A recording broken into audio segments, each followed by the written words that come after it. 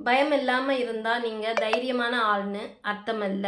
உண்மையான தைரியம் எது தெரியுமா? எவ்ளோ பயம் இருந்தாலும் செயல்ல இறங்குறது. உண்மையான தைரியத்தோட வாழ்றதுக்கான மிக முக்கியமான 3 விஷயங்கள். முதல் விஷயம் தெளிவு. பயம் இருந்தா அங்க நிறைய மனக்குழப்பம் இருக்கும். தேவையில்லாத சந்தேகங்கள் இருக்கும். அதுவே உங்களுக்கு என்ன வேணும் அப்படின்ற தெளிவு உங்ககிட்ட இருந்தா, அந்த பயத்துக்கு அங்க எந்த விதமான சக்தியுமே கிடையாது. 2வது விஷயம் செயல். அது ஒரு தசை மாதிரி. எந்த அளவுக்கு நீங்க அத பயன்படுத்துறீங்களோ, அந்த அளவுக்கு அது வளர ஆரம்பிக்கும். உங்களுக்கு எந்த வாய்ப்புகள் வந்தாலும் அத நீங்க ஏத்துக்கணும். அப்படி நீங்க செய்யும் பொழுது உங்க மேலேயே உங்களுக்கு நம்பிக்கை வளரும். 3வது மீள்தன்மை. தோல்வி அப்படின்றது தைரியத்தோட எதிர்ச்சொல் கிடையாது. அது ஒரு பகுதி மட்டும் தான்.